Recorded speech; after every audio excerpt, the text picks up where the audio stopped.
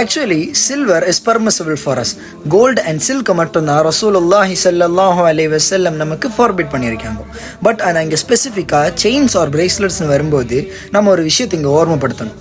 ரசூலுல்லாஹி ஸல்லல்லாஹு அலைஹி வஸல்லம் சொல்லாங்க, விமனை இமிட்டேட் பண்ணுற மாதிரியும் நான் இஸ்லாமிக் கல்ச்சரை இமிட்டேட் பண்ணுற மாதிரியும் நம்ம ஒரு விஷயத்த பண்ணோன்னா அதை டோட்டலாக அவங்க ப்ராஹிபிட் பண்ணியிருக்காங்க. அதை அப்படி செய்யாதீங்கன்னு ரசூலுல்லாஹ் தெளிவாக சொல்லியிருக்காங்க.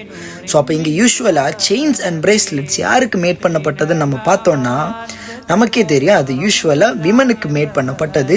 அதை நான் இஸ்லாமிக் கல்ச்சரில் உள்ளவங்க காப்பி அடித்து இப்போ ட்ரெண்டிங்காட்டு ஆக்கிட்டு வராங்க. ஸோ அதை நம்ம ட்ரெண்டுக்குன்னு யூஸ் பண்ணிட்டு வரோம்.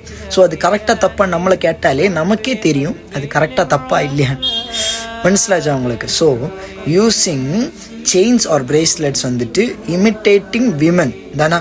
ஸோ அதை யூஸ் பண்ணாமல் இருக்கிறது நல்லது, மனசிலாச்சா.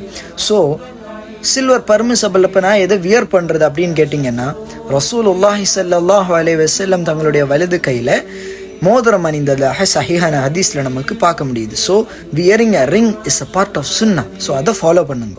So to imitate a women is totally prohibited. Chains or bracelets நம்ம அணியாமல் இருக்குது என்னை பொறுத்த வரைக்கும் நல்லது. ஸோ மெனி ஸ்காலர்ஸ் சொல்கிறதுமே அதுதான். ஸோ ஃபாலோ பண்ணுங்க இன்ஷா அல்லாஹ். பாரக்கல்லாஹு ஃபீக்கும்.